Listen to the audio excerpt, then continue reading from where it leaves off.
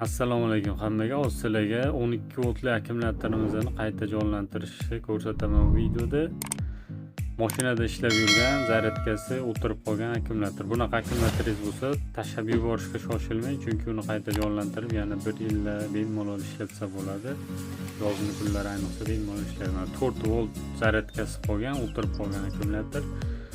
Buni hozir ichini ochib ko'ramiz, bankalarini.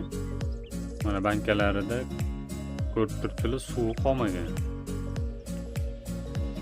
Yillar davomida ishlab suvi qurib ketgan, kislotasi tagiga cho'kib qolgan bo'ladi. Bunga oddiy distillangan suvni quyamiz. Bunaqa suvni magazinda ham sotadi yoki oddiy yomg'ir yoki qor suvini quyishingiz mumkin.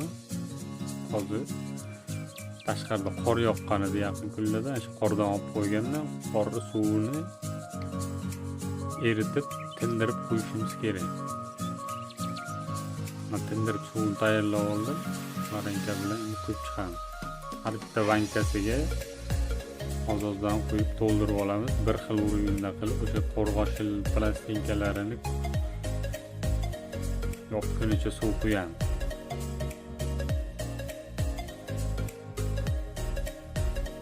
Bunaqa akkumulyatorni hozir tashlab yuborish yoki biron joyga topshiraman deb arzimagan pulga so'rashi mumkin.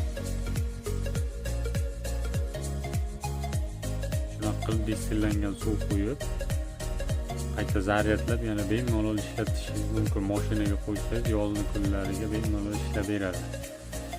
Ishga baribir mashinani yurgiza olmasligi mumkin. Suv quyib oldik, endi mana tokini ko'ramiz. Mana o'sha toki ko'tarilgan 639 volt tok ko'rsatyapti. Endi mana zaryadkaga qo'yamiz. 4 soat zaryadkada turdi. Mana zaryadkadan uzganimizdan keyin tokini ko'ramiz. Mana 14,5 volt tok ko'rsatyapti. Hozir mana 12 voltli lampochka mana yarki qilib yoqib beryapti. Endi shunaqa akkumulyatorlar bo'lsa o'tirib qolgan, qayta zaryadlash mumkin. Savollar bo'lsa kommentga yozib qoldiringlar. Kanalga obuna bo'lishni unutmanglar. Rahmat.